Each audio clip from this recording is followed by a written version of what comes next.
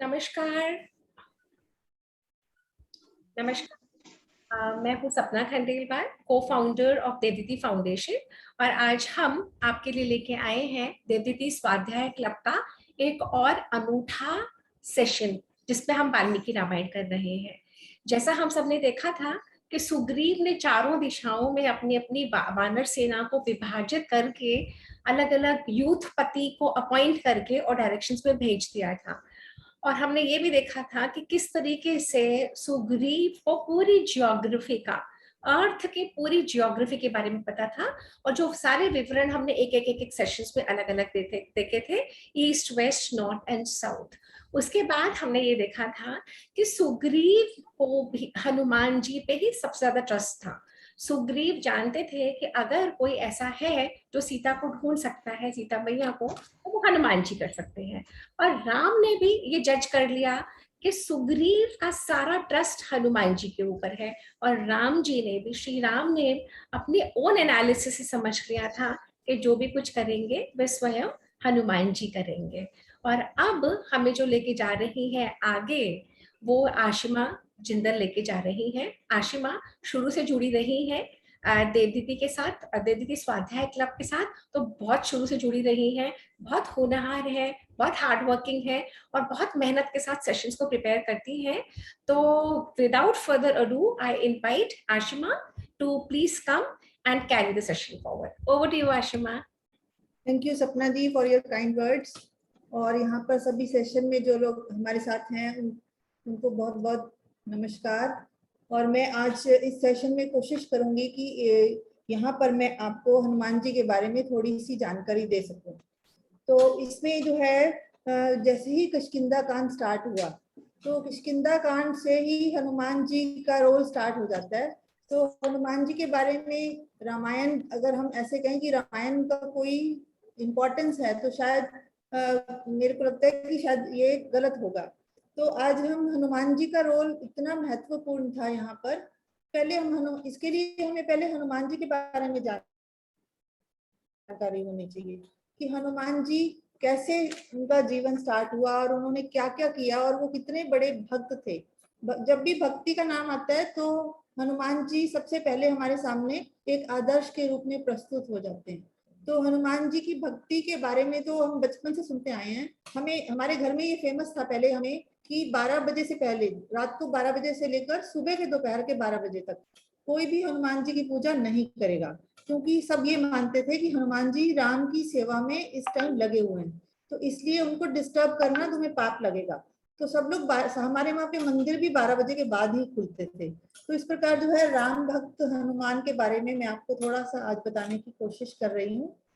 तो हनुमान जी जो है रावण और राम के युद्ध में एक चरित्र थे या एक ऐसे प्राणी थे जो जिनको कभी भी कोई भी क्षति नहीं पहुंचा पाया। जबकि लक्ष्मण भी मूर्छित हो गए, राम जी को भी चोट लगी, लेकिन हनुमान जी ही सिर्फ ऐसे थे जिनको कोई क्षति, रावण तक, मेघनाथ, किसी ने कोई क्षति राक्षस तक नहीं पहुंचा पाया। तो हनुमान जी का वैसे तो अर्थ जो माना गया, हनुमान का मतलब है जबड़ा और मान का अर्थ है विकृत। तो ये कैसे हुआ ये भी मैं आपको बताती हूँ। तो हनुमान जी का जन्म जो था कर्नाटक के कोप्पल जिले में स्थित हम्पी गांव के पास हुआ। और वहां पर एक शबरी, जहां पर ऋषि मतंग और शबरी हम पीछे चैप्टर में कर चुके हैं, तो वहां पर जो शबरी गुफा भी है और शबरी के गुरु मतंग ऋषि के भी वहां पर एक गांव है। तो वहां पर जो है आश्रम में हनुमान जी का जन्म कब हुआ? चैत्र मास की शुक्ल पूर्णिमा के दिन, मंगलवार के दिन हुआ था। अब उनकी जो माता थी वो पूर्व जन्म में एक अप्सरा थी। अब अप्सरा जो थी उनको एक श्राप मिला कि जिससे भी तुम प्रेम करोगी उसका मुख विकृत हो जाएगा। तो अप्सरा बहुत परेशान हुई, तो ब्रह्मा जी ने बोला ठीक है, इस श्राप से मुक्ति पाने के लिए तुम्हें क्या करना है, तुम्हें पृथ्वी पर जन्म लेना है। तो उन्होंने पृथ्वी पर जन्म लिया और वो शिव शंकर की बहुत बड़ी भक्त हुआ करती थी। और उन्होंने जैसे ही राधा केसरी उनको मिले तो उनसे उनको प्यार हुआ और उन्होंने शादी कर ली। उसके बाद उनके कोई भी संतान नहीं थी। अब संतान नहीं थी तो वो शंकर भगवान की भक्ति करती रही। और ये भी कहा जाता है कि राम जी और हनुमान जी जो हैं दोनों का जन्म आगे पीछे थोड़े टाइम का गैप है। तो इस प्रकार जो है इधर जो है राजा दशरथ पुत्र प्राप्ति के लिए एक यज्ञ कर रहे थे, और यज्ञ करते करते उनको, हमने पढ़ा था, ये शुरू में ही पढ़ लिया था, यज्ञ पुरुष ने उनको खीर का एक कटोरा दिया था राजा दशरथ को, और वो उन्होंने अपनी चारों रानियों में वितरित कर दिया। लेकिन जैसे ही रानी कौशल्या के हाथ में वो खीर का कटोरा आया तो एक बाज आया, बाज उनसे खीर छीनकर, थोड़ा सा पार्ट छीनकर वो भाग गया। और वो वायुदेव ने, शंकर जी ने वायुदेव की आज्ञा दी कि आपने ये जो खीर है वो आपने वहां तक पहुंचानी है, अंजना तक। तो वो वायुदेव जो है फटाफट से बाज के साथ मिलकर खीर का कटोरा उनके पास, खीर, थोड़ी सी खीर जो है माता अंजना के पास पहुंच जाती है। और ये भी कहा जाता है कि शंकर जी का एक थोड़ा वीर्य जो था वो भी वायुदेव ने अंजना के कान के थ्रू उनकी बॉडी में पहुंचा दिया। तो इस प्रकार जो है हनुमान जी का जन्म हुआ। इसीलिए जो है हम उनको कहते हैं, हनुमान जी का एक नाम है शंकर वीर्य, ये भी उनका नाम है। एक उनके 108 नाम हम जानते हैं, वैसे तो हजारों नाम है, पर 108 नाम हमें पता है कि उनके 108 नाम उनके फेमस हैं। तो इस प्रकार जो है जो हनुमान जी थे उनका जन्म हुआ। और हनुमान जी को पवन पुत्र हनुमान भी कहते हैं, क्योंकि पवन देव ने उसमें हेल्प करी थी। इसी प्रकार उनको रुद्र का अवतार भी, 11वां अवतार भी कहा जाता है। तो अब इस प्रकार कहते हैं हनुमान जी के 5 सगे भाई और थे। उनका नाम, हनुमान जी सबसे बड़े थे और हनुमान जी को छोड़कर सभी विवाहित थे। अब उसमें जो था उनका नाम था मतिमान, श्रुतिमान, गतिमान, केतुमान और धृतिमान। ये कहते हैं कि इनके वंशज हैं अभी भी, लेकिन हनुमान जी जो थे ब्रह्मचार्य थे। तो इस प्रकार जो है अब इसके बाद जो है उनकी शिक्षा प्राप्त शुरू होती है। लेकिन बचपन में वो क्या थे, थोड़े से नटखट थे और अपने मित्रों के साथ मिलकर वो ऋषि मुनियों को परेशान भी करते थे। तो एक दिन ऋषि को गुस्सा भी आया तो उन्होंने उनको थोड़ा श्राप भी दे दिया कि देखो आप इतने बलवान हो तो लेकिन आपकी जो विद्या ना भूल जाओगे, जब तक आपको कोई याद नहीं कराओगे आपको अपना बल, विद्या, आपको अपनी जो आपके गुण है वो आपको याद नहीं आएंगे। तो इस प्रकार जो है हनुमान जी को एक श्राप भी मिल गया। अब फिर भी वो अपनी शिक्षा शुरू करते हैं। उन्होंने सूर्य से और नारद मुनि से शिक्षा प्राप्त की, और ऋषि मतंग का भी उसमें शिक्षा देने में उनका एक बहुत बड़ा रोल है। तो भगवान राम जो है, अब ऋषि जो जब हनुमान जी सूर्य से शिक्षा प्राप्त कर रहे होते हैं तो क्या होता है कि एक ऐसा चैप्टर आता है जो कि सिर्फ विवाहित पुरुष को ही उसका ज्ञान दिया जा सकता था। तो अब दुविधा में पड़ गए हनुमान जी की, मैं तो ब्रह्मचारी हूँ तो मैं कैसे शिक्षा प्राप्त करूँ। लेकिन सूर्य देव ने इसका सोल्यूशन दिया उनको कि जो मेरी पुत्री है वो तपस्विनी है। तो उन्होंने सुरवचला नाम की जो उनकी बेटी थी उनके साथ उनकी शादी कर दी, और वो शादी होते ही वो चले गए अपनी तपस्या को चली गई। आज भी जो है आंध्रा के खम नामक जिला है, वहां पर उनकी ये वाली मूर्ति है। सिर्फ पूरे वर्ल्ड में सिर्फ एक ही ऐसी मूर्ति है जहाँ पर वो जोड़े के रूप में है, और जितने भी न्यूली वेड हैं अभी उनसे आशीर्वाद प्राप्त करने जाते हैं। तो इस प्रकार जो है उनकी एक शादी, ये भी सुना गया है कि उनकी रावण के 2 बेटियों के साथ भी शादी हुई थी, क्योंकि उन्होंने जो है पवन देव के बिहाफ पे, क्योंकि रावण तो था ही ऐसा, सब देवताओं से युद्ध करता था, तो अब पवन देव ने उनको आज्ञा दी कि नहीं भाई तुम जाओ और मेरी तरफ से लड़ाई करो। और नेचुरल था कि हनुमान जी के आगे कोई टिक नहीं सकता था, तो वो हार गए। तो उनकी 2 बेटियों के साथ भी उनको शादी करनी पड़ी, लेकिन फिर भी वो उनको ब्रह्मचार्य वो निभाते रहे, शादी का जीवन उन्होंने नहीं जिया। अब हम ये कहते हैं कि हनुमान जी की पूजा हम सैटरडे को भी करते हैं और ट्यूसडे को भी। अब हमें ट्यूसडे तो समझ आ रहा है कि ट्यूसडे जो है उनकी जयंती होती है, लेकिन सैटरडे क्यों? सैटरडे भी उसका लंका के साथ ये जुड़ा हुआ है। वो सैटरडे इसलिए जुड़ा हुआ है क्योंकि जब लंका दहन कर रहे थे हनुमान जी, लंका दहन करते ही जैसे ही पूरी लपटें उठी तो क्या हुआ, सारी लंका तो और चमक गई। अब हनुमान जी ने सोचा ये तो विध्वंस नहीं हो सकती, तो मैं क्या करूं। तो इतने में जो राम भक्त विभीषण थे वो उस टाइम लंका में ही थे, तो उन्होंने क्या किया, उनको बताया कि आप ये करो कि एक यहाँ हमारे यहाँ एक कुआं है, उसमें शनि देव को कैद किया हुआ रावण ने, उल्टा लटकाया हुआ है, आप उनको बाहर निकालो जिससे कि वो तो तुम्हारी हेल्प कर सकते हैं। तो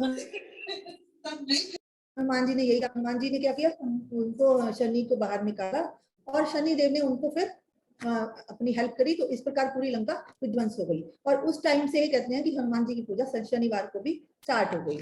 इसी प्रकार जो है, जो हनुमान जी को हम बजरंग बली क्यों कहते हैं? बजरंग नाम है हम हनुमान जी का एक बहुत फेमस नाम है। तो बजरंग बली जो है क्यों क्यों फेमस है? क्योंकि हम जानते हैं कि भगवान हनुमान राम जी के भक्त थे। तो एक बार वो सुनते हैं कि माता सीता सिंदूर लगा रही होती हैं, तो सिंदूर लगाते हुए वो पूछते हैं, माता आपने ये सिंदूर क्यों लगाया? तो वो बोलती हैं कि मैं, ताकि राम जी मुझे प्यार करें और राम जी की लंबी आयु हो, इसलिए मैं ये सिंदूर लगाती हूँ। तो उन्होंने, सबको पता है कि हम सिंदूर चढ़ाते हैं ट्यूसडे को, तो इसका रीजन था कि उन्होंने पूरी बॉडी पे अपने सिंदूर लगा लिया। तो बजरंग का मीनिंग ही सिंदूर है, इसलिए उनको कहते हैं बजरंग बली। और हम कोई भी अपने जब हम किसी कष्ट में होते हैं तो हम हनुमान जी को सिंदूर हर ट्यूसडे को चढ़ाते हैं। तो प्रकार जो है हनुमान जी जो है वो माता के भी भक्त थे, माता जो जगदम्बा माता के भी भक्त थे। इसीलिए वो जैसे ही वो अपनी जाती थी शेर सवारी करने के बाद, तो वो उनके पीछे पीछे चलते थे। इसलिए आप कभी भी देखो जागरण में उनकी फोटो के पास जब भी माता दुर्गा की फोटो लगी होती है, तो उनके साथ हनुमान जी का झंडा और हनुमान जी की मूर्ति जरूर लगी होती है। तो हनुमान जी के साथ वो झंडा लेके चल रहे होते हैं। इसी प्रकार हमने दिल्ली में देखा कि पंचमुखी एक मूर्ति है हनुमान जी की। अब पंचमुखी मूर्ति आप शायद पंचकुला रोड के आसपास है, वहां पर बहुत बड़ी मूर्ति लगी हुई है। तो मैं भी यही सोचती थी ये पंचमुखी का क्या अर्थ है। तो इसका मैंने देखा कि पंचमुखी का अर्थ कैसे है कि वो पंचमुख का क्या मीनिंग है। तो ये जो था पंचमुखी हनुमान जी क्यों है क्योंकि पंचमुख जो है वैसे तो ऊर्जा, बल, कीर्ति और निडरता और आरोग्य से इनका संबंध है, लेकिन फिर भी ये 5 मुख उनके कैसे बने? अब जब राम रावण का युद्ध हो रहा था सीता के लिए, तो जो रावण है पूरे सब कुछ अपनी पूरी ताकत लगा रहा था। अब जब ताकत लगा रहा था तो उन्होंने फिर अपने एक भाई था उनका अहिरावण को उन्होंने बुला लिया कि अब आप मेरी मदद करो। और अहिरावण जो था वो तंत्र मंत्र का ज्ञाता था, बहुत उसको तंत्र मंत्र आते थे और माता काली का बहुत बड़ा भक्त भी था। तो उन्होंने क्या किया, राम जी को और रावण को बंदी बनाकर पाताल लोक उनको ले गए। इसी प्रकार जो है जो उसके बाद जितने वानर सेना थी वो सबको उन्होंने अपने मूर्छित करके उनको एक गुफा में बंद कर दिया। जैसे ही उनको होश आया तो राम जी को उन्होंने ढूंढा, लक्ष्मण और राम नहीं थे, तो वो समझ गए, विभीषण ने उनको बताया कि अहिरावण जो है उनको उठाकर पाताल लोक ले जा चुका है। तो अब जैसे ही वो पाताल लोक का नाम लेते हैं तो विभीषण को उनका रास्ता बताना पड़ता है कि ये रास्ता है। तो हनुमान जी बिना देरी किए फटाफट पाताल लोक पहुंचते हैं। अब पाताल लोक पहुंच के क्या देखते हैं, वहां पर एक उनका द्वारपाल खड़ा होता है। अब द्वारपाल से पूछते हैं कि भाई तुम कौन हो? तो वो अपना इंट्रोडक्शन देता है, तो कहता है मैं मकरध्वज हूँ। अब वो पूछते हैं कि मकरध्वज अपना पूरा इंट्रोडक्शन दो। तो वो कहते हैं मेरे पिता हनुमान है। तो कहते मेरी तो शादी नहीं हुई, तो मेरा पुत्र तुम कैसे हो सकते हो? तो वो फिर अपनी कथा सुनाते हैं कि जब आप अपनी लंका जलाने के बाद जब आप अपनी समुद्र में आते हो तो आपकी एक पसीने की बूंद टपकती है जिसको एक मछली ग्रहण कर लेती है, तो उससे मेरा जन्म हुआ। अब वो कैसा था मकरध्वज कि उसका जो आधा पार्ट तो था वानर का, ऊपर का पार्ट वानर का था और वैसे वो बिल्कुल फिश की मतलब मछली की शेप में था। तो हनुमान जी को फिर उनको पूछते हैं, मकरध्वज पूछते हैं कि आपके आने का क्या प्रयोजन है? तो वो बताते हैं कि मेरे स्वामी राम और लक्ष्मण को अहिरावण पाताल लोक चुरा कर ले आया है, तो इसलिए मुझे अंदर जाने दो। तो वो कहता नहीं, मैं जैसे आप अपनी स्वामी की भक्ति में लगे हो मैं भी अपने स्वामी के आगे बाध्य हूँ, तो मैं आपको अंदर नहीं जाने दे सकता। तो वो उनको अंदर नहीं जाने देते।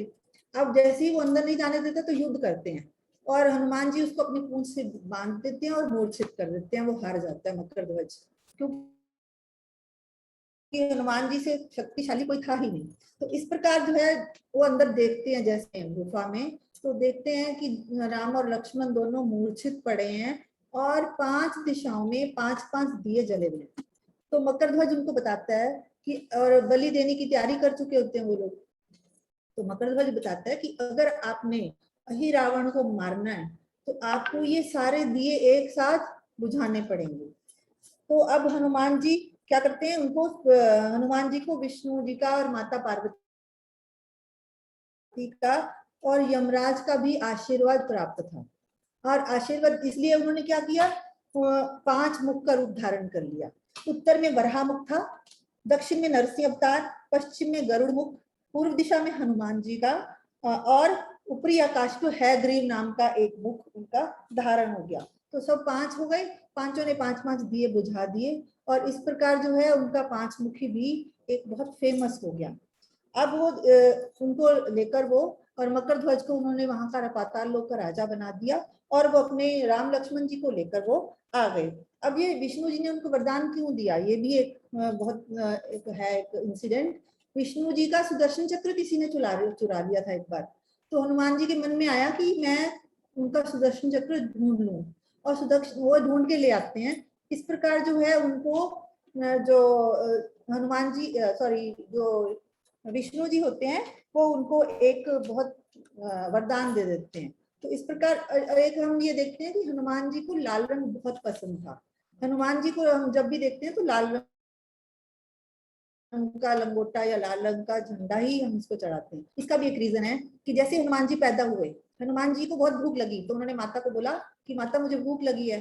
तो माता ने बोला कि ठीक है, आपको जो भी लाल रंग की वस्तु दिखाई दे आप उसको खा लेना। तो हनुमान जी को सामने सूर्य दिखते हैं तो वो उनको पकड़ के मुंह में डाल लेते हैं। अब जैसे सूर्य हनुमान जी के मुंह में जाते हैं तो अंधेरा हो जाता है, तो इंद्र उनको बहुत जोर से मुक्का मारते हैं।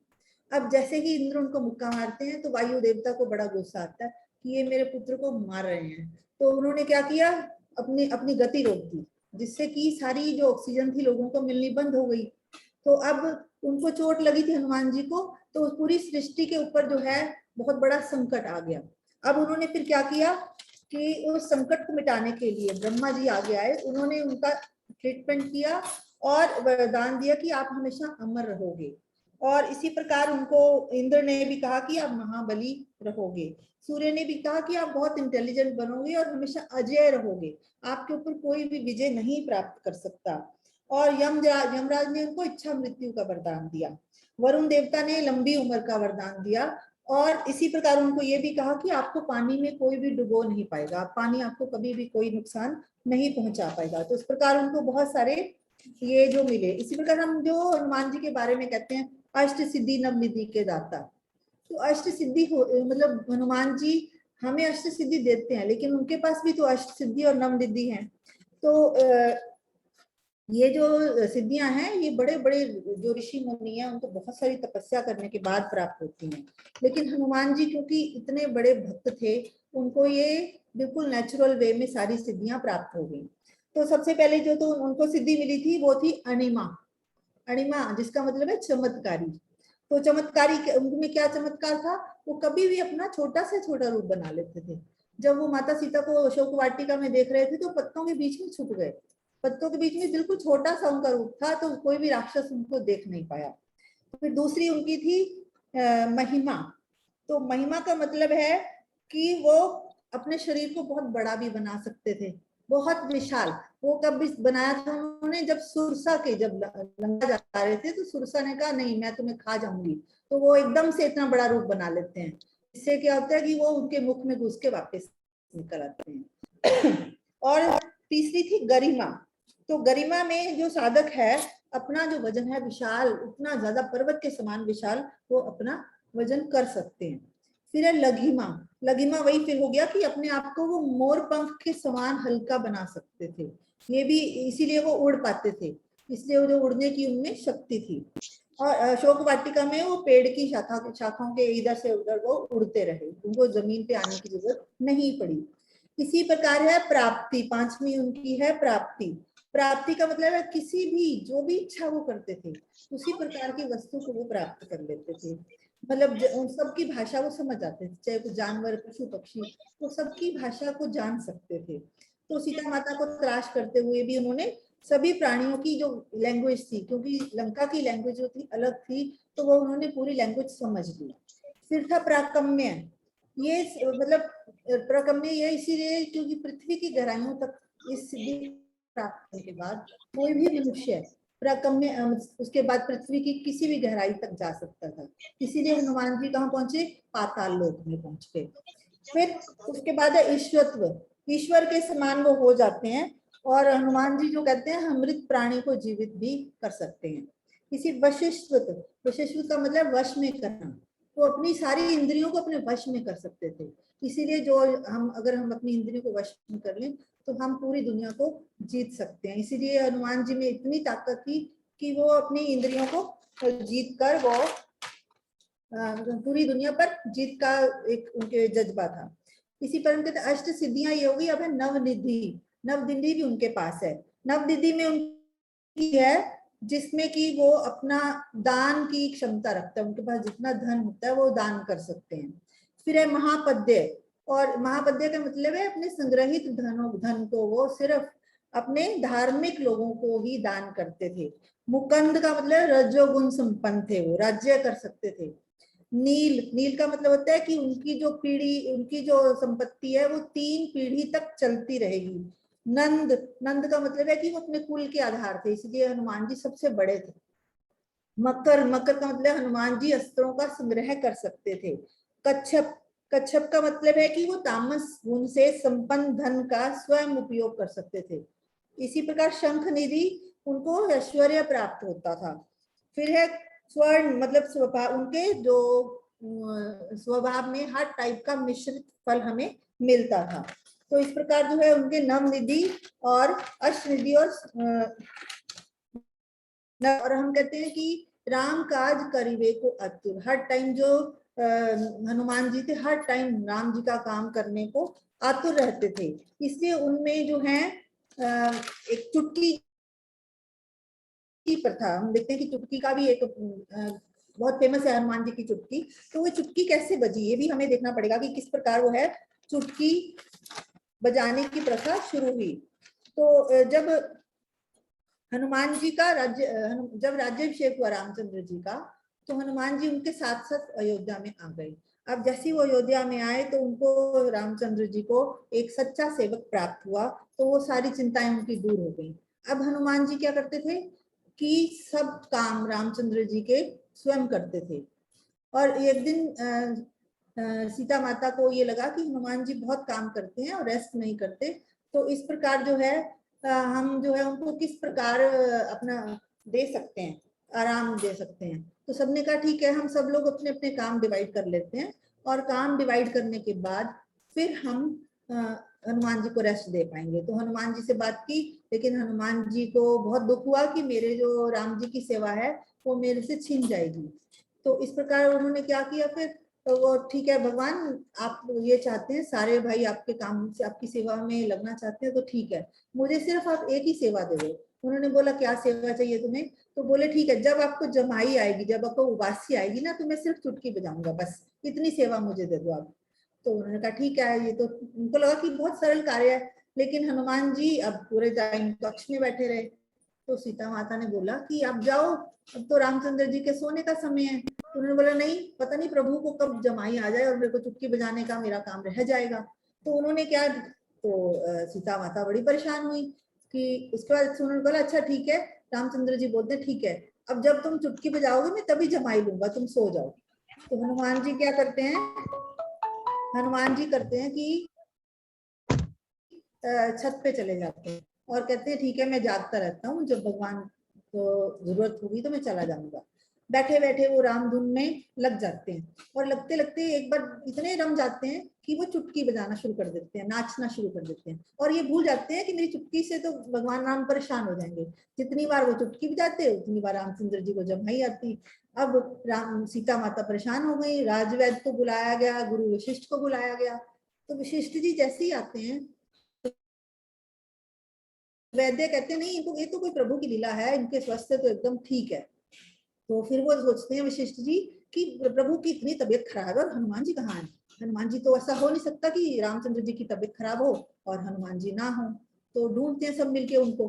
अब ढूंढते हैं तो उनको देखते हैं छत पे बैठे बैठे हनुमान जी चुटकी बजा रहे होते हैं। तो जैसे ही उनको बुलाया जाता है वो नीचे आते हैं, और रामचंद्र जी की जो है बीमारी वो एकदम सही हो जाती है। तो इस प्रकार तब से जो है हनुमान जी वहां पर चुटकी बजाने का प्रावधान शुरू हुआ। तब से हम चुटकी भी बजाते हैं और नाचने का भी होता है। इसी प्रकार राम काज करिबे को तो हम कहते हैं।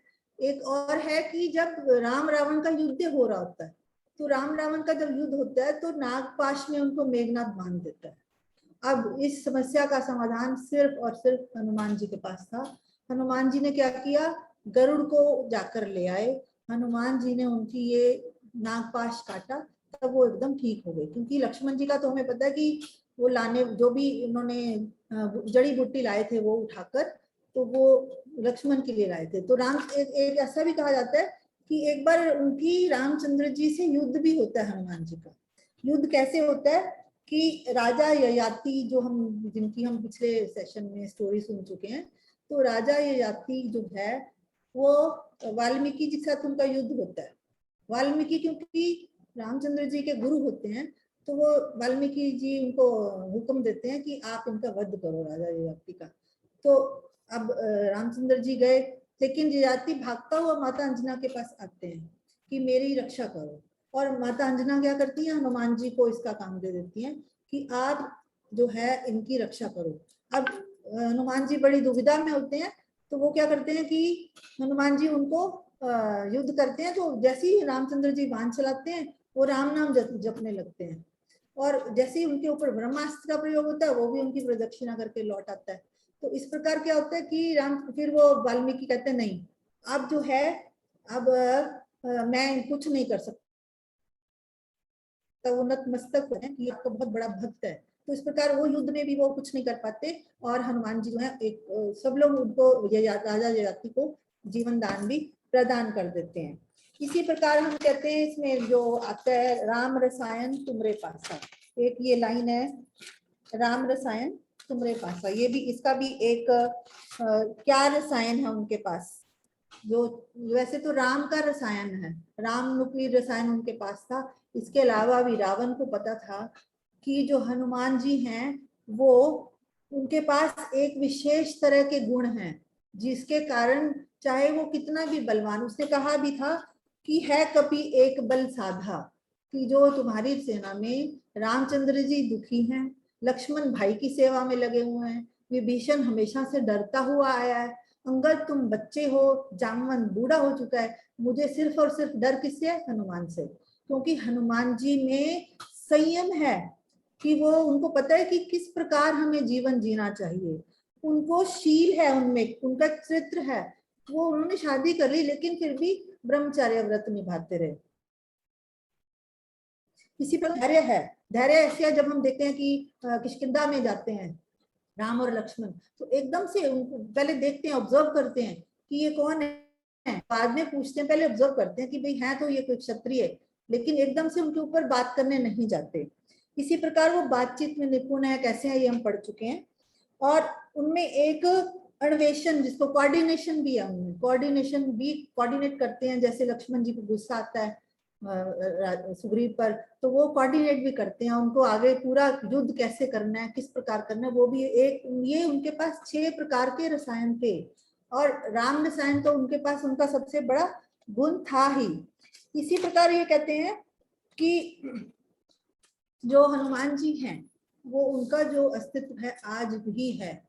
रामचंद्र जी को उन्होंने किस प्रकार, रामचंद्र जी कैसे परलोक गए, अपना ये वाला लोक छोड़कर कैसे गए, अगर हनुमान जी सामने होते तो उनको बिल्कुल नहीं जाने देते। तो उन्होंने क्या किया, रामचंद्र जी ने अपनी अंगूठी पाताल लोक पे भेज दी, क्योंकि वो यमराज को रोक सकते थे। जैसे यमराज उनको मिलने आए थे, क्योंकि रामचंद्र जी की जितनी आयु उन्होंने लिखी थी वो, तो जितनी भी उनके पास यम को रोकने की शक्ति थी, तो रामचंद्र जी ने क्या किया, उनको पाताल लोक भेज दिया और उनको बोल दिया कि आपने जब तक ये दुनिया है, जब तक रामायण का पाठ होगा, आप यहीं रहोगे। तो इस प्रकार उनकी आयु कहते हैं 8,80,440 उनकी आज भी आयु है। तो इस प्रकार जो रामचंद्र जी अभी भी, जब त्रेता युग के बाद जब द्वापर युग आता है, जब विष्णु रूप में श्री कृष्ण अवतार लेते हैं, तो जब कौरव पांडव का युद्ध हो रहा होता है, तब अर्जुन जाते हैं उनके पास। अर्जुन उनको कहते हैं कि नहीं, आप मेरी युद्ध में सहायता करो। अब युद्ध में जब सहायता करनी थी, तो हनुमान जी बोलते हैं कि ठीक है, पहले मैं तुम्हारी परीक्षा लूंगा, फिर जो है तुम आ सकते हो। तो हनुमान जी ने क्या परीक्षा ली उनकी, तो उन्होंने बोला कि तुम अपनी क्वालिटी बताओ। तो वो बोलते हैं मैं ना ब्रिज बना सकता हूँ एक रात में, मैं पुल बनाऊंगा। तो हनुमान जी ने बोला कि ठीक है बनाओ। तो अब उसके बाद उन्होंने पुल बनाया, जैसे ही हनुमान जी ने पैर रखा वो पुल टूट गया। तो फिर थोड़ी देर बाद वो देखते हैं कि कृष्ण जी आ रहे हैं, तो वो कृष्ण के रूप को पहचान लेते हैं कि ये तो विष्णु स्वरूप, राम के बाद, ये त्रेता युग के बाद द्वापर युग में कृष्ण जी ने जन्म लिया। तो इस प्रकार वो जब जन्म लेते हैं तो समझ जाते हैं कि अब मुझे प्रभु को सेवा करनी है। तो फिर वो मान जाते हैं।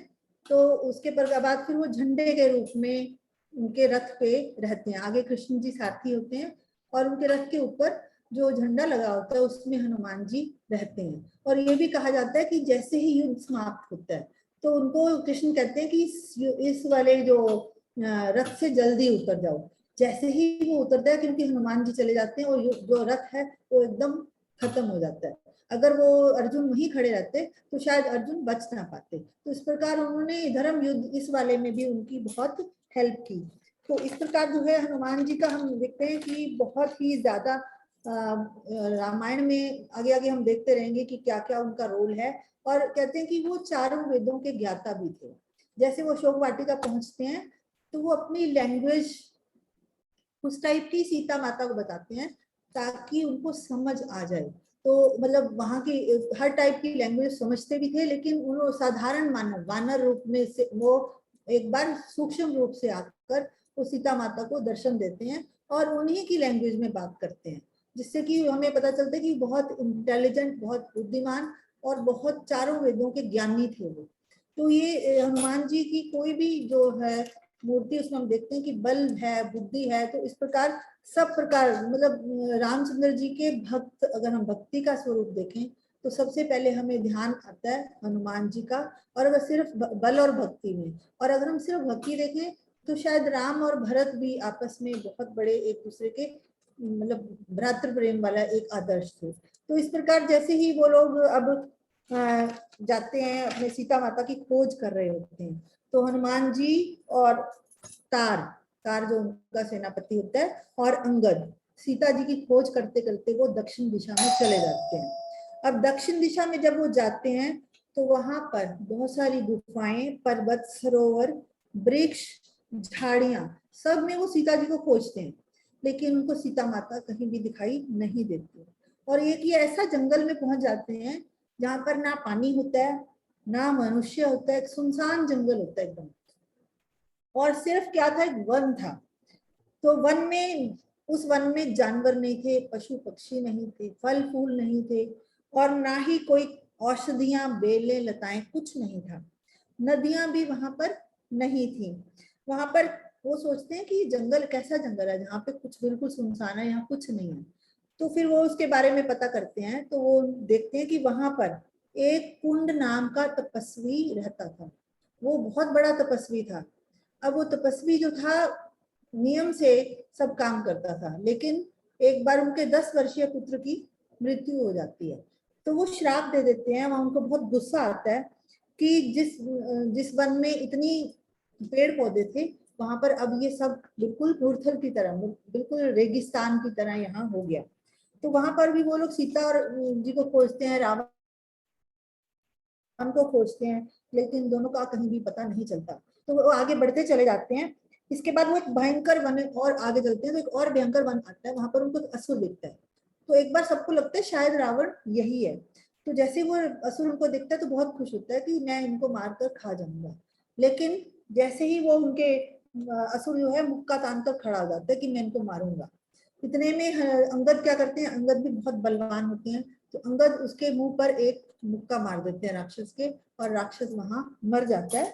तो फिर वो आगे जाके सारी गुफाओं में फिर से सीता माता को ढूंढना शुरू कर देते हैं।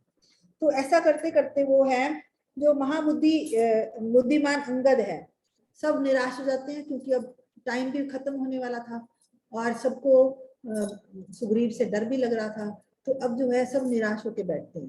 तो अब यहाँ पर जैसे वो निराश होते हैं तो अंगद उनको फिर एनकरेज करते हैं, कहते हैं कि नहीं, अब हमने बेशक सभी दुर्गम वनों में, सभी दुर्गम स्थानों में, गुफाओं में, सब जगह हमने सीता तो लगा लिया, लेकिन हमें ना रावण मिला, ना ही हमें सीता मिली है। तो इस प्रकार हमें आलस्य और छोड़ देना चाहिए, और फिर नींद का, निद्रा का त्याग करके उत्साह के साथ, बल के साथ, हिम्मत के साथ काम लेना चाहिए। और यही जो सद्गुण है वो किसी भी कार्य करने के लिए, ये अगर हमें कोई कार्य सिद्ध करना है तो हमें ये बहुत ही काम आएंगे, सद्गुण है। तो कर्म करने से ही, वो कहते हैं कर्म करेंगे तभी तो हमें सीता माता का पता चलेगा। अगर हम बैठ जाएंगे तो हमें कुछ नहीं मिलेगा। तो निराश मत हो, काम मत छोड़ो। सुग्रीव से भी डरते हैं, कहते हैं सुग्रीव बहुत क्रोधी है और बहुत बलवान है, उसने तो मेरे पिता को मार दिया और उसने तो उसका राज्य छीन लिया, तो फिर आप जो है, और रामचंद्र जी के गुस्से से भी डरो आप। रामचंद्र जी हैं वो, अगर हम सीता माता का पता ना लगा पाए तो हम हमारे महाराज समेत पूरे राज्य को नष्ट कर देंगे। इसलिए मैं सब तुम्हारे भले के लिए कह रहा हूँ। तो यहाँ पर उन्होंने हमें ये भी कि किसी कार्य को करने के लिए कौन कौन से गुणों का होना जरूरी है। हम लोग बीच में निराश हो जाते हैं, सबके साथ है, जैसे हम कोई कार्य बार बार करते हैं तो निराश हो जाते हैं और छोड़ देते हैं। तो ये उन्होंने एक बहुत बड़ी क्वालिटी बताई है यहाँ पर। तो वो कहते हैं अंगद की बात सुनकर गन्मादन जो उनके साथ सैनिक थे, उन्होंने कहा हाँ ये बात तो बहुत अच्छी है, अंगद ने हमारे हित की बात कही है और ये बात हमारे अनुकूल ही है। हम सब मिलकर दुर्गम प्रदेशों में जाएंगे और वहां जाकर सब दोबारा दुगने उत्साह के साथ सीता माता की खोज करेंगे। तो सभी जो वानर होते हैं पूरे सेना साथ दक्षिण दिशा में स्थित रजत वन में जाते हैं, चितवन में जाते हैं, लोद्र वन में जाते हैं और सीता जी की खोज करते करते वो पूरी तरह असफल हो जाते हैं। तो हनुमान जी जो है बेचैनी में विंध्याचल पर्वत के चारों ओर चक्कर लगाने लगते हैं और वहां पे जितनी भी गुफाएं होती हैं वो वहां पर उनकी तलाश करते रहते हैं। तो अब इस प्रकार जो है चलते चलते हनुमान जी अंगद के साथ मिलकर कंदराओं में, झरनों में, दुर्गम स्थानों में खोज करने लगते हैं। अब घूमते घूमते पर्वत के शिखर पर पहुंच जाते हैं। तब तक क्या होता है, उनका जो तय किया, जो उनका समय होता है, टाइम लिमिट होती है, वो यहाँ पर समाप्त हो जाती है। तो अब उनका जो है गज, जामवंत, अंगद आदि के साथ वो लोग चलते चलते एक गुफा के पास पहुंच जाते हैं। लेकिन अब क्या था कि उनकी भूख और प्यास से सारे वानर जो थे सब लोग बहुत त्रस्त थे, तो वो पानी की तलाश में घूम रहे थे और भूख प्यास से इतने में उनको दिखता है कि गुफा के बाहर जो है कुछ पक्षी उड़ के गीले हुए हैं, वो पक्षी उड़ उड़ के आ जा रहे हैं। उड़ने के बाद वो, तो उनको बड़े खुश होते हैं कि ये तो हमें पानी मिल गया। तो वो लोग अंदर, गुफा के अंदर प्रवेश करने की कोशिश करते हैं। तो उनको लगता है, शक होता है कि शायद पानी हमें मिल जाएगा। तो वो गुफा के पास जाते हैं, जैसे ही गुफा के पास पहुंचते हैं तो उनको लगता है ये तो पाताल जैसी गुफा एकदम, इसमें घुसना तो शायद हमारे बस की बात नहीं है। लेकिन वो भूख और प्यास उनको इतनी लगी होती है कि वो वायु की गति से अंदर प्रवेश कर जाते हैं और अंदर जाके देखते हैं कि वहां बहुत ही ज्यादा अंधेरा होता है, बहुत अंधेरा, अंधकार वाली गुफा होती है और गुफा बहुत भयानक होती है, जो कि पशु पक्षियों से भरी होती है। उसमें सब प्रकार के पशु होते हैं, पक्षी भी होते हैं। तो थोड़ी देर और अंदर जाते चले हैं, आते जाते हैं तो उनको एक प्रकाश दिखाई देता है। अब प्रकाश दिखते ही उनको लगता है कि ये तो बहुत सुंदर जगह है। तो वानर जो है अपनी, उनकी दशा इतनी खराब होती है कि वो पानी देखते रहते हैं। इस प्रकार उनको थोड़ी देर बाद उनको फलदार वृक्ष, फूलों के गुच्छे दिखाई देते हैं। वो इतने सुंदर होते हैं कि जैसे ज्वेलरी हो, तो आभूषण की तरह लग रहे थे उनको। और जो पक्षी थे उतने सुंदर थे जैसे नील नील की तरह वो चमक रहे थे। और बेलें जो थी बहुत बिल्कुल जुगनू की तरह उनकी लताएं थी। और इसी प्रकार जो है वहां पर जो सरोवर था वो चारों ओर स्वर्ण के समान वृक्ष से घिरा हुआ था और सुनहरे कलर की, गोल्डन कलर की मछलियां थी वहां उस सरोवर में। स्वर्ण कमल थे, सोने चांदी के ढेर थे। इसी प्रकार जो इमारतें थी उसमें बहुत ही मणि जड़त दरवाजे भी थे, पलंग थे, आसन थे और फूल और फल से जड़ी हुई, बहुत मणियों से जड़ी हुई बहुत सारी छतें थी। उनकी जो छतें भी बहुत सुंदर थी और बड़े बिस्तर के, बहुत सुंदर बिस्तर बिछे हुए थे। तो जैसे ही वो अंदर गए तो उन्होंने देखा एक स्त्री वहां पर बैठी हुई थी, तपस्या कर रही थी। वो वलकल वस्त्र में थी और उन्होंने मृग चर्म धारण किया हुआ था। वो मृग चर्म, और सब लोग बहुत आश्चर्य कर रहे थे कि यहाँ पर इस देवी क्या कर रही है यहाँ पर। तो वो हाथ जोड़कर हनुमान जी यहाँ पर उनके पास पहुंचते हैं, उनको नमस्कार करते हैं और उनका परिचय पूछने की कोशिश करते हैं। तो ये मेरे सर और हनुमान जी का यहाँ पर समाप्त हो जाता है। और इसके बाद किसी को भी कुछ बोलना हो तो बोल सकता है। यहाँ पर मेरी सारी आशिमा अमेजिंग सेशन था, तुमने इतनी इंफॉर्मेशन दी है और इतनी तुम स्पीड से बोले जा रही थी, ऐसा लग रहा था कि बस कि कैसे कैसे अंदर अपने सारी इंफॉर्मेशन में समेट लूं। नहीं, मैंने बहुत कोशिश की कि पढ़ पाऊं। बहुत ही आनंद आया और मतलब इतनी डिटेल के मुझे ये वाला सेशन शायद कई बार सुनना पड़ेगा तो कि कितनी मेरी फिर भी मिस आउट हो गई है। नहीं ऐसा तो इंफॉर्मेशन अमेजिंग, सपना की इंस्पिरेशन है हमारी। आशिमा अमेजिंग, आशिमा तुमने बहुत अच्छे रिसर्च करी। और एक टिप दे रही हूँ कि जब इतनी सारी चीजें बोलनी होती है ना, पॉज लेके, तो एक नई चीज शुरू हो रही है, फिर एक मतलब तुमने इतनी सारी चीजें बताई हैं, ब्यूटीफुल, बहुत सारी चीजें मुझे भी नहीं पता थी Ashima. Very nicely done, really nicely done. And इतने सारे अलग अलग अलग पॉइंट्स तुम लेके आई हो हनुमान जी के बारे में, बहुत ही सुंदर लगा हमें। और तुमने इतनी खूबसूरती से हनुमान जी को और सेशन में आगे जोड़ते हुए वो कर लिया। तो अब जो पारुल कह रही है वो बिल्कुल ठीक कह रही है, हम लोगों को सुनना पड़ेगा, दोबारा सुनना पड़ेगा अगर हनुमान जी के बारे में ग्रहण करना है। तो ये हम लोगों का स्वाद। Out of all the stories, Hanuman ji के ऊपर अशिमा, I'll share सबसे ज्यादा जो सुनी हुई स्टोरी है that is of जब वो सूर्य को मुख में लेते हैं या वो छोटे और बड़े रूप में होते हैं, सबसे ज्यादा मक्खी का रूप लिया या बड़ा रूप लिया। इसके अलावा बाकी जो स्टोरीज जो तुमने जितनी करी है ना, अगर किसी ने सुनी हो तो मतलब बहुत रेयरली किसी ने सुनी होंगी जो पढ़ने का जिसको शौक रहा है। बट जो हम लोगों को ऐसे ही जैसे मम्मी के थ्रू या अपने थोड़ा बहुत बस यही 2 स्टोरीज पता थी। इट वाज अमेजिंग 5 मुख वाली स्टोरी की डेप्थ में जाके उसको मैंने भी बहुत सारी चीजें फर्स्ट टाइम पढ़ी हैं। हाँ। तो जैसे आप बता, आज एक्चुअली में ऐसा लग रहा था कि बस जो सपना ने पॉइंट आउट किया बस उसकी कमी थी, बस थोड़ा ब्रेक देके बोलती ना तो हमें और ज्यादा पता।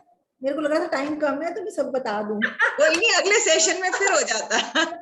तो आशिमा ऐसा है ना कि अगर अपन पॉइंट आउट नहीं करेंगे एक दूसरे को तो अपन आगे इम्प्रूव नहीं कर पाएंगे ना, इसीलिए बता रही थी कि थोड़ा सा पॉज देके कि एक बार बताऊं क्या। बहुत मेहनत की, आई एम सो इम्प्रेस्ड। या very nicely done, very nicely done. तो इसमें जो एक बात मैं ऐड करना चाहती हूँ, जैसे वन्नति ने बताया ना कि हमने सब से 2-3 सुन रखी थी, हमने सिंदूर वाली भी सुन रखी है कि सिंदूर से नहा के आ जाते हैं, कि सिंदूर से पूरा स्नान करके आ जाते हैं, कि अब तो आपको मुझे अपने पास रखना ही पड़ेगा, है ना। ये भी सुना था। जो पंचमुखी हनुमान का जो तुमने बताया बहुत सुंदर विवरण है। ओवरऑल सारे विवरण बहुत अच्छे बताए हैं। अब और कोई कुछ कहना चाहता है? हम लोग तो बोलते ही रहते हैं, आप लोगों को कुछ किसी और एक वो इन्फॉर्मेशन बड़ी अच्छी थी, अष्ट जो हम पढ़ते हैं 40 में, अष्ट सिद्धि 9 निधि के दाता, मतलब वो भी इन्होंने वो बहुत ही ऐसे, बस हम तो पढ़ रहे हैं अब। पारुल, जिस तरह से अशिमा ने आज किया है ना, अगर हम हनुमान चालीसा की एक एक लाइन लें तो हर लाइन में हर शब्द में जो कैरेक्टर डिस्क्रिप्शन है हनुमान जी, तो मतलब अगर हम एक एक लाइन एक एक वर्ड उठाएंगे तो हर वर्ड में एक कैरेक्टर है। तो जो आप बोल रही हो ना, हनुमान चालीसा का पूरा एक अलग वो बनता है। हनुमान चालीसा जैसे हम वाल्मीकि रामायण पढ़ते हैं ना, हनुमान चालीसा की 40 चौपाइयों को 40 सेशन चाहिए, वो इस तरीके की है हनुमान चालीसा भी। तो वो भी कभी लगा। यहाँ पर मैं आपको अपना एक एक्सपीरियंस बताती हूँ। मुझे नहीं पता वो कैसे हुआ कि जैसे हम जो भी हम स्टार्ट करते हैं, जो भी मेरा सेशन मेरे को बोलना होता है, जैसे पहले हमने जटायु पे बोला, तो मुझे नहीं पता ये इन्फॉर्मेशन मुझे कहाँ से अपने आप आ जाती है। ये तुम्हारा, आज Hanuman, this is your interest. आपको अगर बोलना हनुमान जी पे तुम्हारा अपना इंटरेस्ट है, तुम अपने आप 10 चीजें पढ़ोगी, 10 चीजें ढूंढोगी। अब तुमने एक सपना के सेशन में आई रिमेम्बर तुमने कि हम ये साउथ इंडिया में ऐसा एक मंदिर है जो हमें भी नहीं पता था, तुमने उस दिन बताया था। You remember, this is your interest, that's why you are here and that's why you read and you come out with more of knowledge, कि ये मैंने पढ़ा है और इसके कंसर्न में मैंने, तुम्हारा इंटरेस्ट है, तुमको अब तुम्हारा मन लग रहा है इसमें तो तुम और पढ़ती हो। ऐसे ही होता है ना, जो काम करना होता है उसके लिए अपने आप रास्ते बनते चले जाते हैं। बिल्कुल वही हो रहा है तुम्हारे साथ। कि मुझे पहले आज जिस भी इंसान ने इन्फॉर्मेशन आज तक नहीं दी थी, जैसे ही मैं कोई सेशन शुरू करती हूँ उसकी इन्फॉर्मेशन आप आ जाती है। तो ये तो देखो जो जिस चीज में इंटरेस्ट है। वंदना दी, ये और आशिमा, ये हमारे शास्त्रों में बताते हैं कि सबसे अच्छा तरीका सीखने का है तैयारी करके पढ़ाना। अगर आप वो कर लोगे कि सोचो कि किसी और को सिखा दें, किसी और को बता दें, तो आप इतने अच्छी तरह से उसे ग्रहण करोगे, क्योंकि यहाँ पे लाना और बोलना, प्रेजेंट करने में जो कनेक्टिविटी आती है ना, तो हमारे उपनिषद, सारे उपनिषद, स्पेशली प्रश्न उपनिषद, जहां तक मेरी मेमोरी सर्व्स मी राइट, उसमें तो ये है ही है, सीखना सिखाना, पढ़ना पढ़ाना, learning teaching, teaching learning, learning teaching, पूरी उपनिषद इसी के ऊपर है कि किस तरीके से आप ब्रह्म को पा सकते हो इस रास्ते से चल के। तो अपने शास्त्रों में तो तरीका ही ये बताया है। तो तब क्या करते थे गुरुकुलों में, पहले पढ़ते थे, पहले गुरु के पास जाते थे, पर गुरु क्या कहता था, जितने भी तुमसे छोटे हैं मैं तुम्हें करा रहा हूँ, गुरुकुल में रहते रहते जितने भी तुमसे छोटे हैं सबको कराओ। तो ऐसे वो शिष्य इतना मज जाता था, जब तक वो उसका टाइम आता था स्नातक, इस स्नातक जो वर्ड आया ना ग्रेजुएट करने का, जैसे अब होता है ये जब बच्चे आते हैं हमारे हार्वर्ड जाते हैं, बच्चे हमारे ऑक्सफोर्ड कैम्ब्रिज जाते हैं, तब हमारे यहाँ पे ये था कि यहाँ से शुरू हुई थी ये पद्धति कि जब वो डिग्री दी जाती थी, जब टीचर गुरु बताता था कि तुम इसके लायक हो, तुमने जो कुछ अभी तक पढ़ाई करी है, तुम्हारी वृत्ति इसमें जाने के लिए है, तुम्हारी वृत्ति इसमें जाने के लिए, तब वो learning teaching, learning teaching, learning teaching कर करके वो मज जाता था। तो ये तरीका है, और this is the best way what you done, and you had it in you, and Ashima you done very well. अब कोई और कुछ कहना चाहता है? शीला, आपको कुछ कहना है? अवीना अग्रवाल, नीरजा, नीलम, 4-5 लोग अभी हम बचे हैं, किसी को कुछ पूछना है सेशन के बारे में, कुछ कहना? सुनने में मजा आ रहा है। हाँ, सुनने में जरूर मजा आया। पारुल, अब नेक्स्ट टर्न तुम्हारा है, क्योंकि तुम्हें इतना सुनने में अच्छा लग रहा है, तुम्हें इतनी नॉलेज की भूख है जो हमें दिख रही है। Parul, you can prepare. मैं जब प्रिपेयर एक अध्याय, कोई चैप्टर बताना, मैं उसमें एक अध्याय में जरूर कर लूंगी, मेरा मन भी है, but I will take a month because I will go या, और कौन सा करना होगा ना उसको मैं थोड़ा सा कुछ बार पढ़ लूंगी, जिससे कि मैं समझ पाऊं कि मुझे किस तरह से उसको कैरी फॉरवर्ड करना है। क्योंकि तो, लेकिन आशिमा ने तो बहुत ज्यादा आनंद आया, और मुझे सेशन अभी फिर से एक बार उसकी रिकॉर्डिंग देखनी पड़ेगी। कितनी अच्छी बात है कि आशिमा उस वे में प्रेजेंट कर पाई कि पारुल को प्रेरणा मिली है कि मैं उसे दोबारा सुनूं। यही हमें चाहिए, क्योंकि इवेंचुअली तो क्या है, जर्नी अपनी अपनी है ना, स्वाध्याय इसका नाम है। किसी और के पढ़ने से मैं सिर्फ कानों में ग्रहण कर सकती हूँ एक बार, पर मेरे जीवन में कोई चेंज नहीं आएगा, और जब तक मेरे जीवन में चेंज नहीं आएगा मेरी ग्रोथ नहीं होगी। और इवेंचुअली हमारे सारे शास्त्र, हमारा इतिहास, हमारा पुराण यही कहता है कि तुम्हें अपनी जर्नी खुद तय करनी है। तुम्हें अगर अपनी जर्नी, क्योंकि खुद तय करोगे तो तुम्हारा जो भी कुछ कर रहे हो वो तुम्हारे साथ तभी जा पाएगा जब पक्का कर लोगे। कैसे, जैसे मेरी टीचर हमेशा बताती थी कि नदी बह रही है, अगर सपोज हमें उसको दूसरे डायरेक्शन में करना है तो हमें वो ग्रूव पक्का करना पड़ेगा, वो ग्रूव को काटते जाना पड़ेगा, उसको संभालना पड़ेगा। अगर हम ग्रूव को पक्का करते जाएंगे तो बहुत बड़ी बड़ी नदियों की डायरेक्शन हम मोड़ सकते हैं। तो ये अगर हमें अपने साथ लेके जाना है कुछ, तो हमें वो ग्रुप पक्का करना पड़ेगा। जो आशिमा में वो आ गई है, अब पारुल में भी आती दिख रही है, तुम भी कर लोगी पारुल। दिख रहा है कि तुम कर लोगी। सपना जी, आपको मेरे सेशन के लिंक कहाँ पे है? वो मैं कुछ कहना चाहती हूँ आशिमा के बारे में। आशिमा ने इतना अच्छा बोला, इससे मेरे को इतनी प्रेरणा मिलती है, और मैं चाहे कुछ भी हो, मेरे को ट्यूसडे का दिन याद हो गया है कि ये हमारा को ये जरूर सुनना है। आशिमा, तुम बहुत ही गजब का बोल रही हो, बड़ा सुनकर मजा आ रहा है। पूनम जी, आप भी कर सकते हो, आप क्यों गायब हो जाते हो, आप भी कर सकते हो। नहीं, मैं कर सकती हूँ इतना दीदी, मगर पता है क्या, मैं अभी फर्स्ट लेडी बनी हूँ रोटरी की, तो मेरे ऊपर वर्क का बहुत प्रेशर है, बहुत ज्यादा। अच्छा। तो रोटरी में रोज ना कोई नया काम आ जाता है, कुछ चीज ऑर्गेनाइज करनी, ये करनी वो करनी, तो सारी जिम्मेदारी मेरे ऊपर है। तो फिर तो इसलिए मैं सोचूंगी फर्दर, बिल्कुल पक्का सोचूंगी कि मैं ये काम करूं। तो देखो ऐसा है, वो तो चलता ही रहेगा, ये रोटरी की जिम्मेवारी और ये जिम्मेवारी, ये तो अपन लोगों का नेचर है ना। देखो पूनम जी, आपकी लाइफ में कितना चेंज आया है, देवदीदी में जुड़ने के बाद से चेंजेस आते चले जा रहे हैं ना। बिल्कुल बहुत आया है ना। पर बिल्कुल आते चले गए। हाँ, Poonam ji one of the first people है जो ऑनलाइन सेशंस में जुड़ी हैं, one of the first. Poonam ji और आशिमा तो दोनों एक ही स्क्रीन पे आ गए। मैं वंदना दी को भी लेती हूँ, पर एक स्क्रीनशॉट लेते हैं वंदना दी, फिर डालेंगे उस पे, है ना। तो ये पूनम जी और आशिमा दोनों one of the first people है जो फर्स्ट सेशन से जुड़ी हुई है, ऑनलाइन सेशन नंबर 01 तब से शुरू होके, है ना। तो पूनम जी आप भी कर सकते हो। यस यस यस, हाँ माइंड में रखेंगे। देखिए हम ना, मैं करूंगी, पक्का कोशिश करती हूँ। हम बहुत कुछ और करते हैं, पर ये इतिहास पुराण की अपने स्वाध्याय क्लब की जर्नी है ना, ये सिर्फ आप ही के लिए है और आपके साथ ही, अपने साथ ही रहेगी। तो हमें हर कुछ करना है संसार में, परंतु फोकस कहाँ है मेरा, ये जरूर ध्यान रखना है। और हमें अपने इतिहास पुराण, अपने शास्त्रों में अपने जुड़ाव कहाँ पे, कौन सी डायरेक्शन में है, वो बहुत जरूरी है।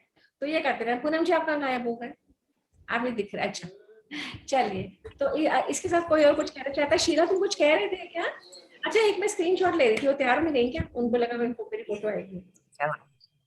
पूनम जी एक ऐसे ही ले लेती हूँ। चलो स्माइल करो पूनम जी की फोटो के साथ। अरे मेरी पता है, मैं पता नहीं क्या हो गया इसमें, किसी का फोन आया, मैं उसको वीडियो ऑन करती हूँ तो पूरे कमरे की फोटो आने लगती है। देखती हूँ क्या हुआ है। बैक कैमरा यूज हो रहा है। हाँ कैमरा, हाँ बैक कैमरा, तो इसके कैमरा आपको स्विच करना पड़ेगा। अच्छा अभी आप हाँ लोग रह गए अपन। एक 27th को एक सेशन है, वैदिक फुटप्रिंट्स अक्रॉस द वर्ल्ड।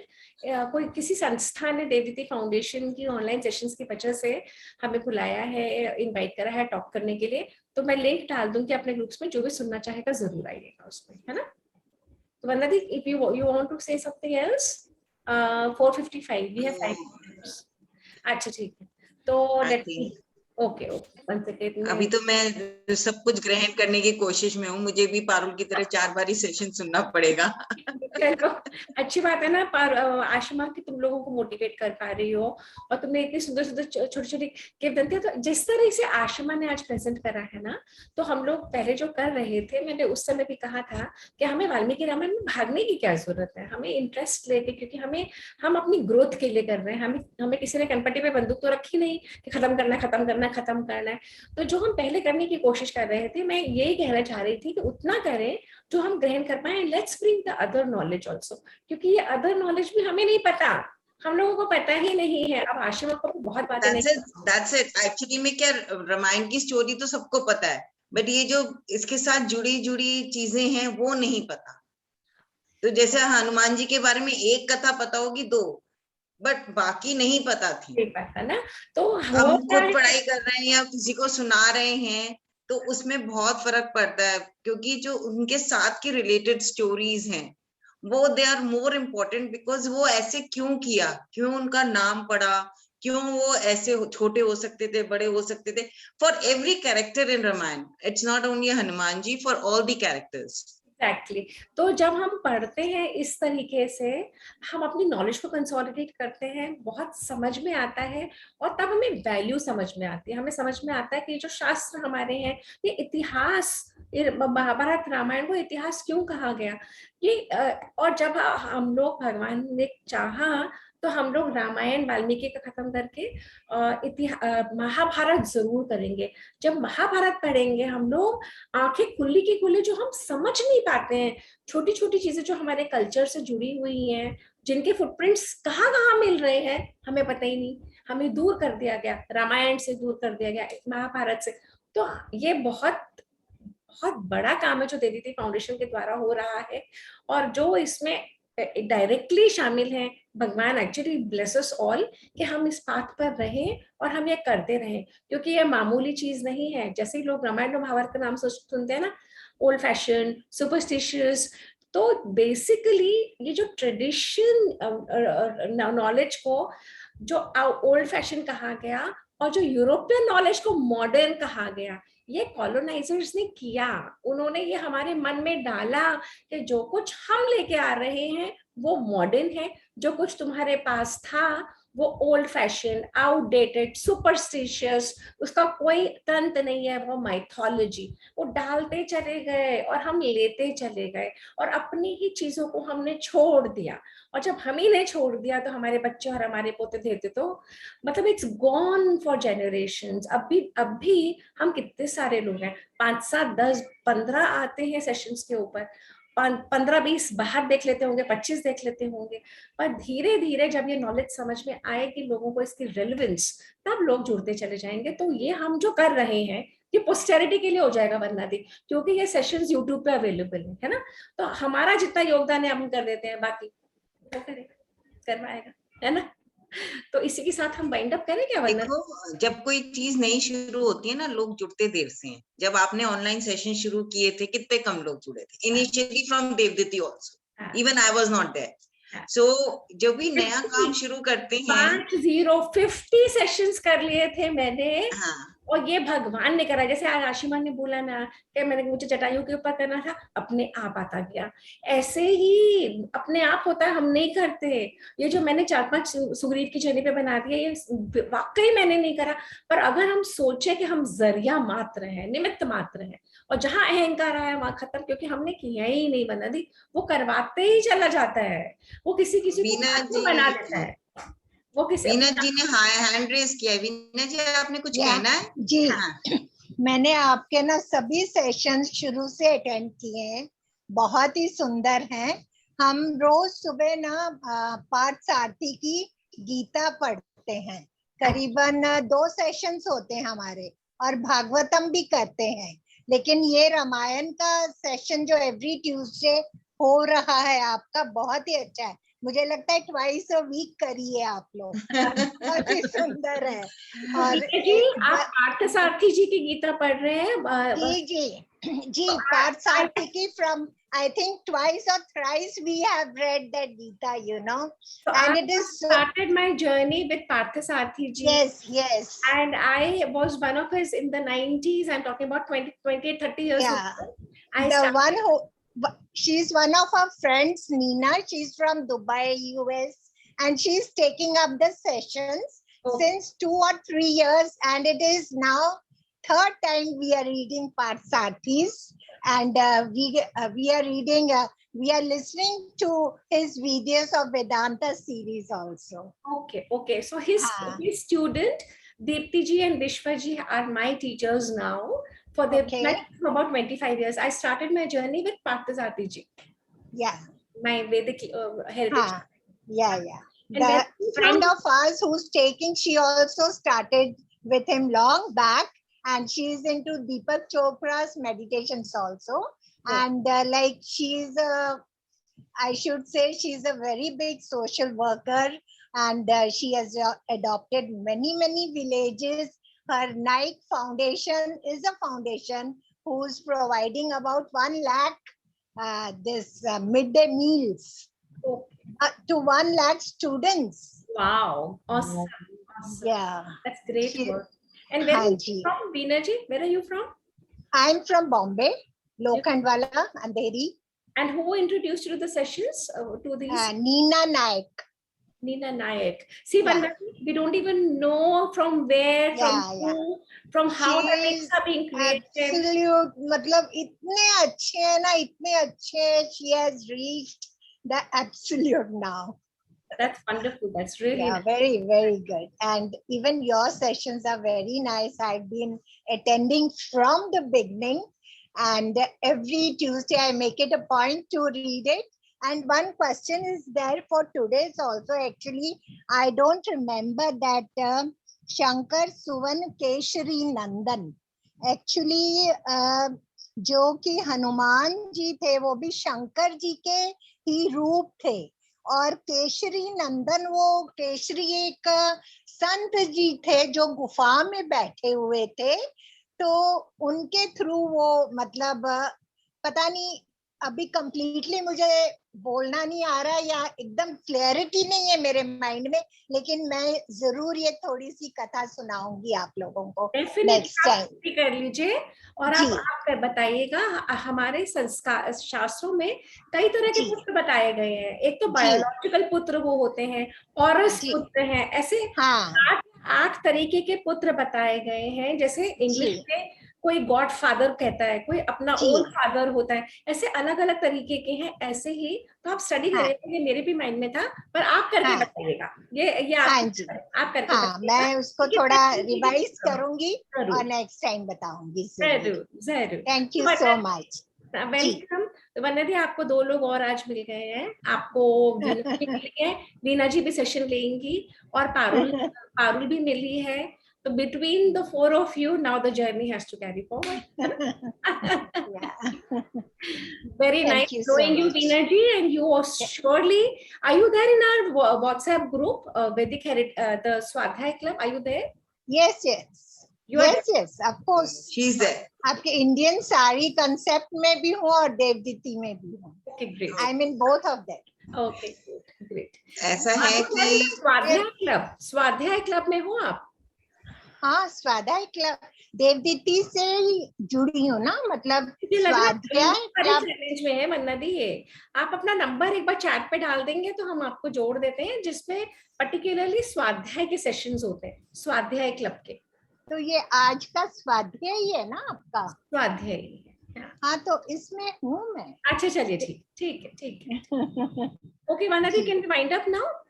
या Thank इनको you मैंने so much. ऐड किया हुआ है, इन्होंने मेरे को स्पेशल रिक्वेस्ट भेजी थी, तो मैंने इनको हाँ स्वाध्याय जी। क्लब में ऐड कर रखा है। ठीक जी है, जी ठीक है, हाँ। ठीक है। ओके। तो अब हमारी जर्नी तो आज मेरे को लग रहा है कि घोड़ों की तरह अशिमा लेके जा रही है आगे, और बहुत अच्छा लगा अशिमा आज का session, very very informative, and सुन के भी मजा आया। और अभी ग्रहण तो नहीं हुआ पूरी तरीके से, बट पुरानी थोड़े से इसके थोड़ी लिए सी, रेपिटेशन चाहिए, इसके लिए और स्टडी चाहिए। हाँ जी, ये तो मैं आशिमा से ही रिक्वेस्ट करूंगी, क्योंकि आशिमा ने काफी इसके बारे में पढ़ लिया है। तो हम एक बारी किष्किंधा कांड पूरा खत्म हो जाता है, हाँ। तो हम एक बारी हनुमान जी के ऊपर एक दो सेशंस रखते हैं, जिसमें हम आपसे भी वीना जी एक सेशन करवाएंगे। और नहीं, मैंने तो वो उसमें से मैंने सुनी थी ये कथा और मुझे याद आई, मैं इसे देखूंगी, रिवाइज करूंगी, और फिर हाँ, आप उसमें ही, मैं ये नहीं करी कि 1 घंटा आपने बोलना है, वी कैन हैव 2-3 स्पीकर्स, और है ना, तो उसमें एक मजा रहेगा, कोई इंटरेस्ट की भी चीजें होंगी, एक दूसरे से भी शेयर आवर नॉलेज। तो क्या होता है कि हमारे जो ये वर्ड्स हैं, इनकी एक नहीं बहुत मतलब होते हैं। आपने किस अर्थ को ग्रहण किया है, मैंने किस अर्थ को ग्रहण किया है, उससे भी बहुत फर्क पड़ता है। तो हमारा ये जो, मेरे को तो बहुत खुशी है कि स्वाध्याय में चाहे 10 ही लेडीज जुड़े हैं, 10 ही जने जुड़े हों, बट मैंने ये नोट किया यूट्यूब पे बहुत लोग फॉलो करने लग गए हैं इसको, और फेसबुक लाइव जिस दिन होता है उस दिन भी लोग फॉलो करते हैं।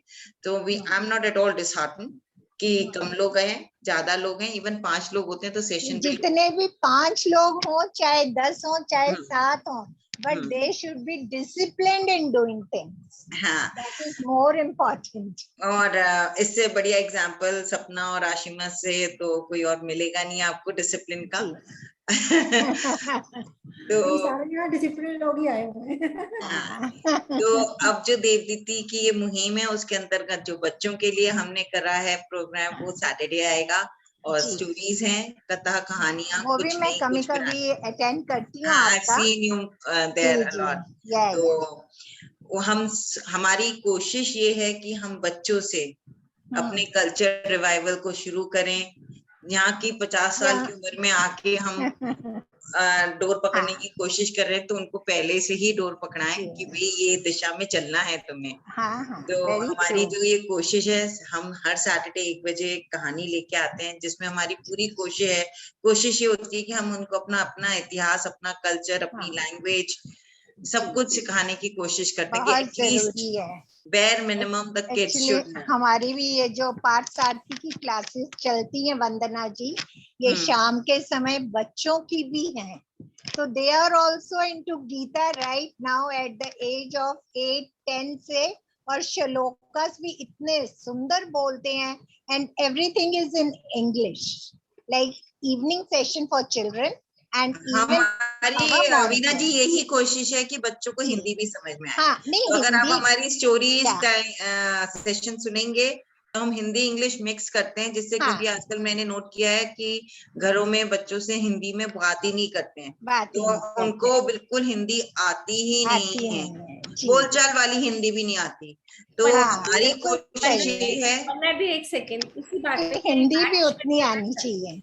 मैं एक बात शेयर करना चाहती हूँ, जो वीना जी ने बोला, जो आपने बोला कि हमारी भाषा आनी चाहिए। अराउंड 150 years पहले जब मैकॉले आया था, he had 3 things in mind and those 3 things are done now.